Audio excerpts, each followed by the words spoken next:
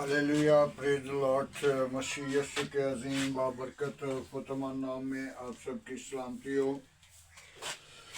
मेरे अज़ीज़ो, खुदा का शुक्र करते हैं। खुदा ने मुझे और आपको संभाल कर रखा और आज का खूबसूरत दिन दिया और हमारी हिफाजत की और हमें सलामती बख्शी। खुदा अपने लोगों को कितना प्यार करता है। हालेलुया।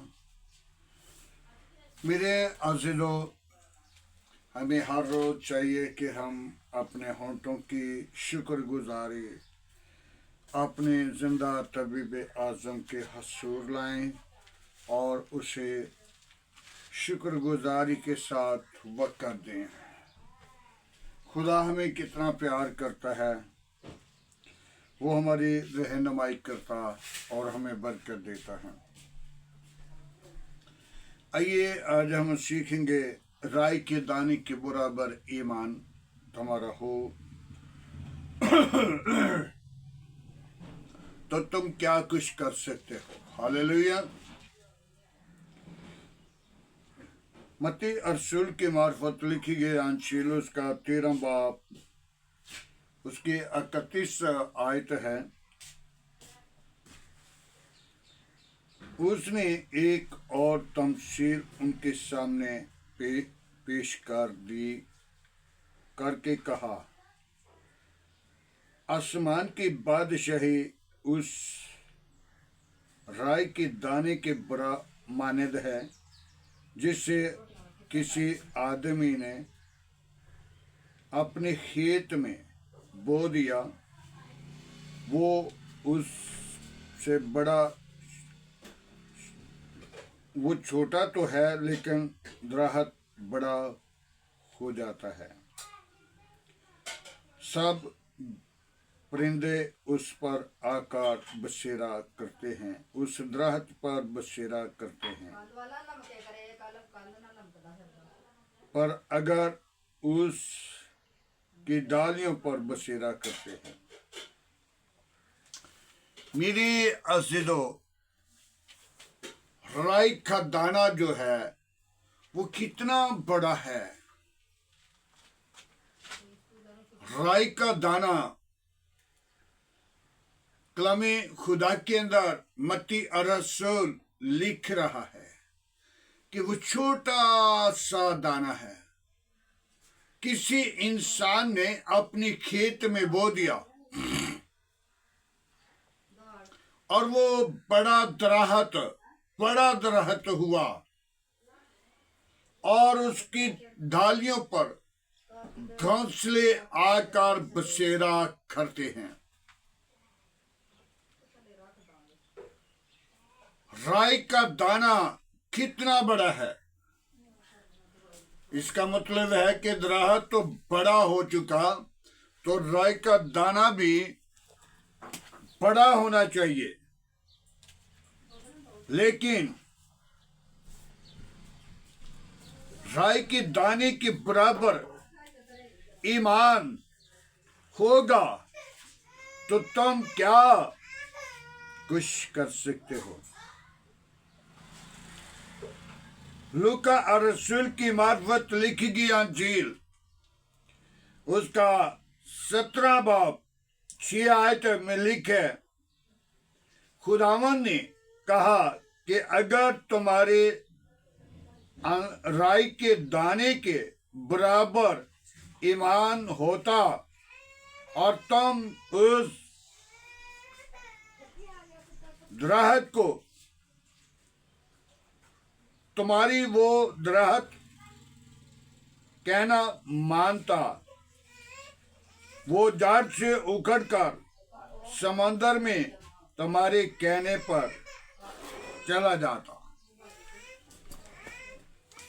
मेरी अज़ीज़ो, ये वो दरख्त है, वो दाना है जिसको हाथ पे रख के होंक मारे तो यकीनन कमरे से भी बाहर चला जाएगा और कितनी दूर चला जाएगा।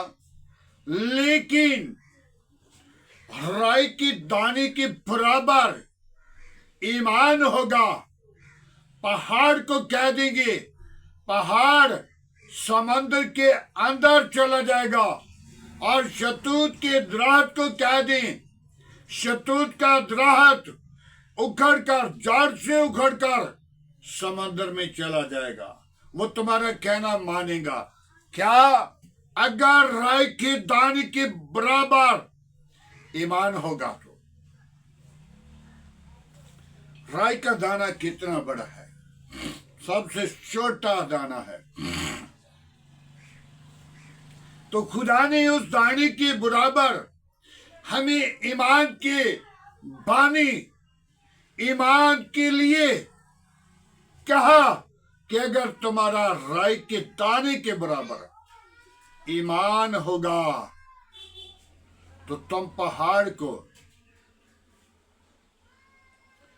शतूत के दरख्त को कहोगे तो वो जड़ से उखड़ेगा और समुद्र में चला जाएगा। मेरे अजीजों, एक बादशाह जो सुबह सवेरे उठकर सैर के लिए निकला हुआ था, उसको लूका की अंजील का सफा 17 बाब मिल गया और उसने वो सफा पढ़ लिया और उसके अंदर लिखा था कि अगर तुम्हारा राई की दाने के बराबर ईमान होगा तो ये दरख्त शतूत जड़ से उखड़ेगा और समुद्र में चला जाएगा। तुम्हारे कहने के मुताबिक तो उस बादशाह ने तमाम पासबानों को, तमाम चौधरी लोगों को, लीडर लोगों को जमा कर लिया और उनसे कहा, सबको जमा करके बिठा लिया उसने और उसने कहा 3 दिन के अंदर ये पहाड़ समंदर के अंदर ना गया तो आपके सार कलम किए जाएंगे, आपके बच्चों के, आपकी घरानों के, आपकी काम के। तो जब बादशाह ने ये हुक्म जारी कर दिया तो वहां पे एक शख्स जिसकी हर वक्त खुदा से बातें हो रही थी और वो लोग कह रहे थे कि ये तो पागल है, ये तो बेवकूफ है, इसको कोई इल्म नहीं, ये हमें बातें करता है। लेकिन उन्होंने,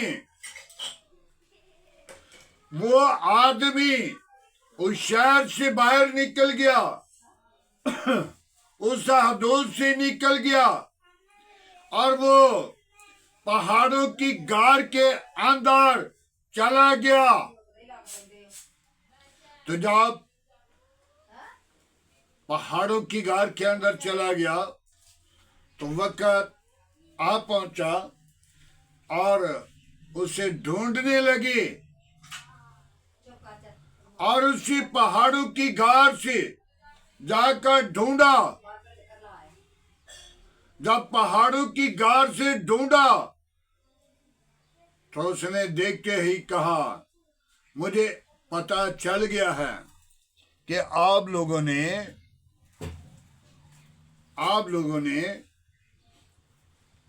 के ऊपर मुसीबत आई है तो आप मुझे तलाश कर रहे हैं। तो उसने कहा, कोई बात नहीं, कोई बात नहीं, क्योंकि उसके अंदर राई के दाने के बराबर ईमान था। और जब वापिस आए, बेटियां बहनें और आजाद वर्लाप कर रही थी, बच्चे चिल्ला रहे थे। क्यों? क्या अब तलवार का वक्त आ पहुंचा है? बहनों को ये इल्म था, जानती थी कि हमारे बच्चे कत्ल किए जाएंगे,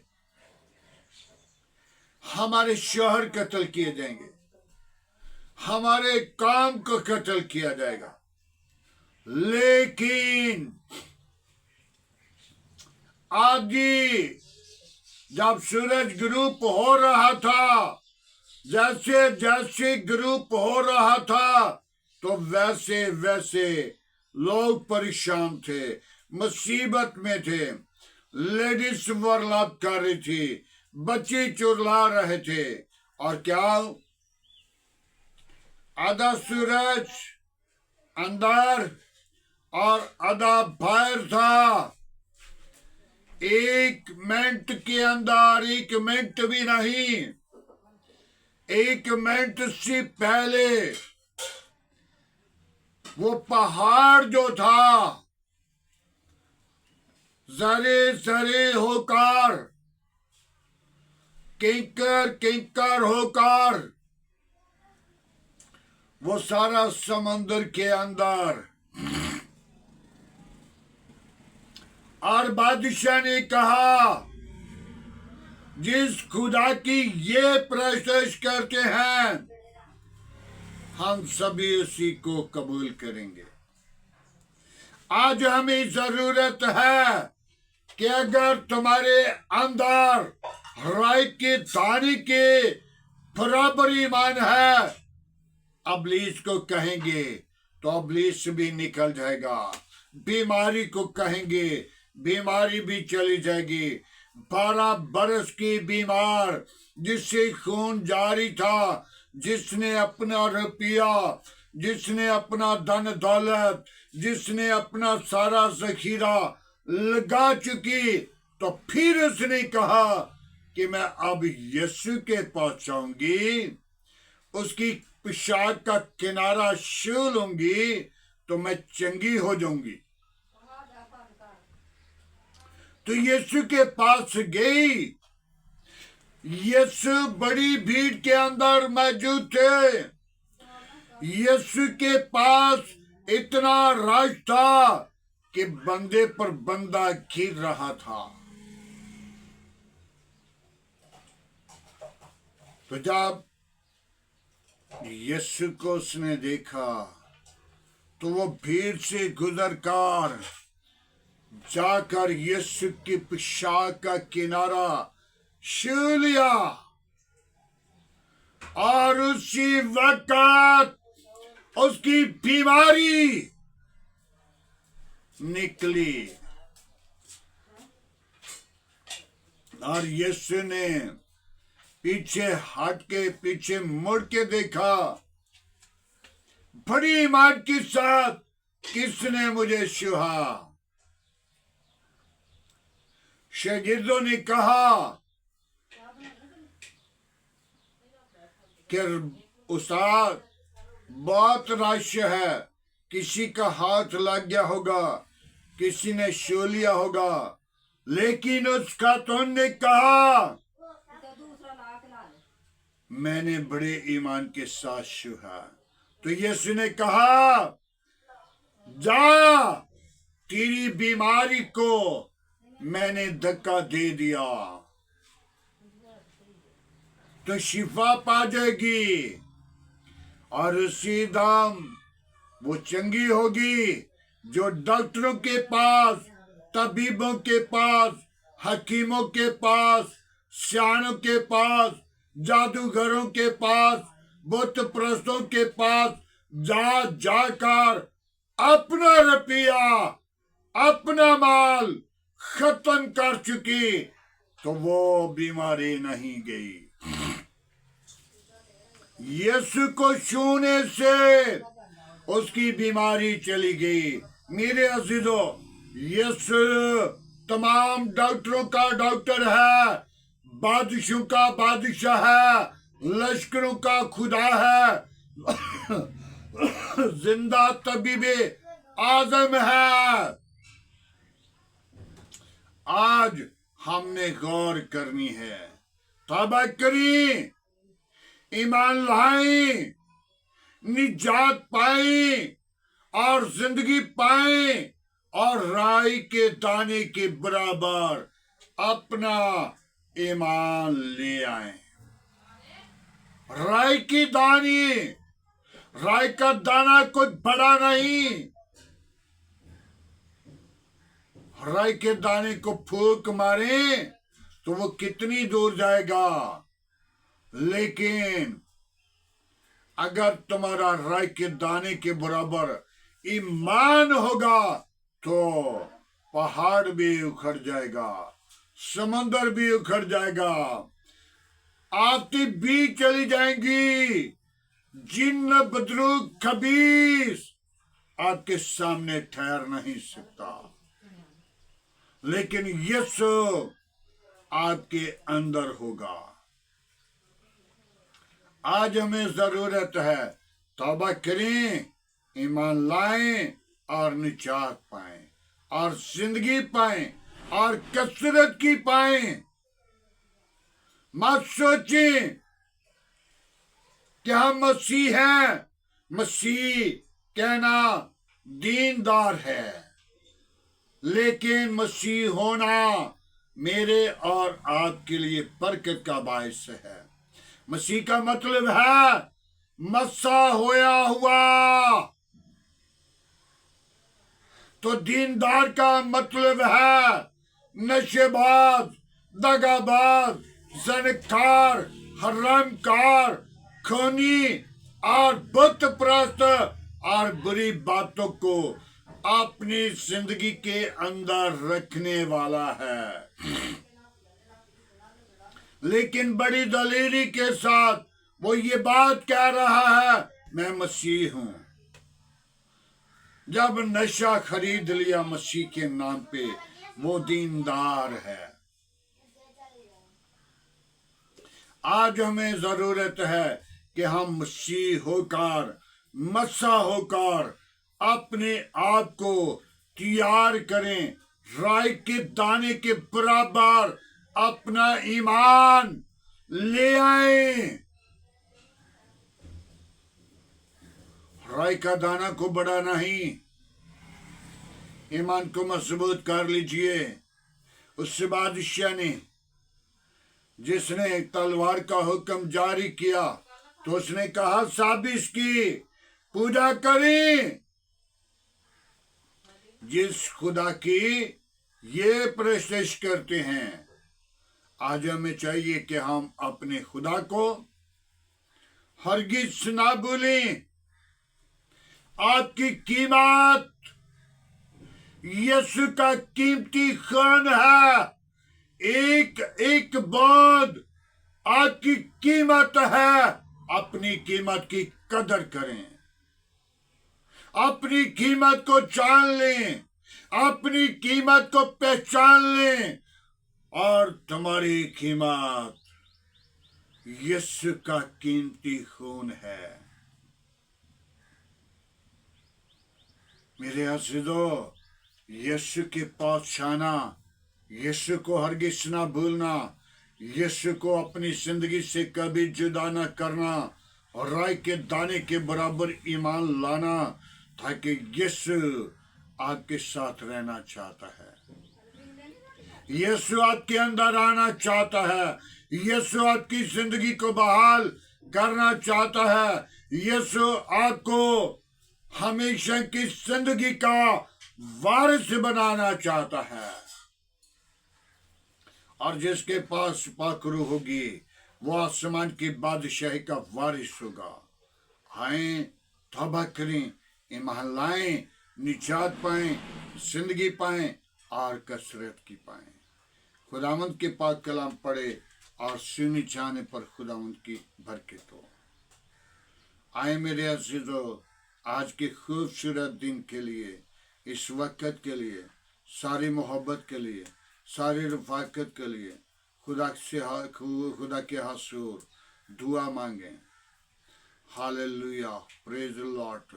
यीशु नासरी, हम तेरा शुक्र करते हैं आज की सारी मोहब्बत के लिए, रफाकत के लिए, जलाल के लिए, बुजुर्गी के लिए। बाबा बाबा बाबी भी यीशु तेरा शुक्र करते हैं।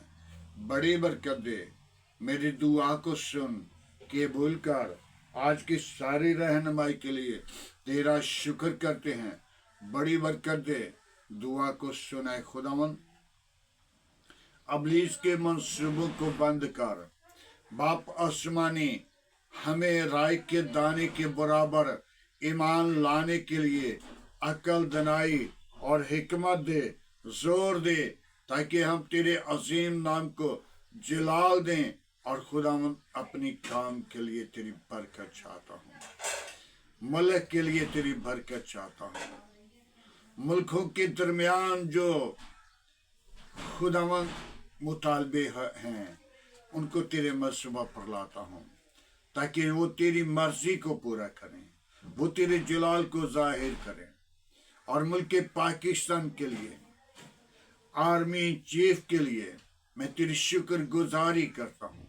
उसे और बरकत दे और हिकमत दे, ताकत, कुव्वत, जोर दे, ताकि बड़ी दनाई के साथ जो मुल्कों के फैसले करवाने के लिए खुदावन तैयार हैं, उसे अकल, दनाई से मामूर करना, बरकत देना, कुव्वत से मामूर करना। यीशु तुझ में बने, यीशु तेरे नाम को सारा जलाल दे। तू ही जलाल का भरा हुआ है। मैं तेरी शुक्र गुजारी करता हूँ, तेरी हजूरी में आकर मेहनत करता हूँ। मेरे मुल्क के साथ हो, मेरे मुल्क को तूने ऐसा बनाया, ऐसा मुकर्रर किया, ताकि वो दूसरे मुल्कों के समझौता के लिए तैयार हो। वो बरकत दे और कुव्वत दे, जोर बख्श दे, ताकि खुदावन तेरे अजीम नाम को जलाल दे। आए खुदावन, तो अपने लोगों की दुआओं को सुनता और जवाब देता है। कॉलोनियों के लिए जो बेटियां, बेटे, बहनों खुदावन साथ ढांक के बैठी हैं, खुदावन जाके सुप्रीम कोर्ट ने फैसला दिया 1 माह का, तो खुदावन तमाम कॉलोनियों के लिए तेरी बरकत चाहता हूँ, तेरा जलाल चाहता हूँ। इन कॉलोनियों के अंदर तेरा जलाल जाहिर हो। और खुदावन गवर्नमेंट को अकल, दनाई से मामूर करना, ताकि वो बड़ी दनाई के साथ फैसला करें और तेरे नाम को जलाल दें और तेरी हमद सना, तेरी सोताइश करें। आए खुदावन, अपना हाथ बढ़ा, अपनी पाकर को बीज, अपनी जलाल को जाहिर कर, ताकि हमें बड़ी ध्यानदारी के साथ जब ये फैसला आए तो खुदावन बड़ी इज्जत, एहसास के साथ, बड़ी मोहब्बत के साथ, खुदावन खलूस के साथ उठाया जाए। आए खुदावन, ताकि वो तेरे लोगों को जगह मुहैया कर सके, तेरे लोगों को सिर ढांक सके, बेटियों के सिर ढांक सके, और सारा जलाल और सारी इज्जत यीशु तेरे नाम को मिले।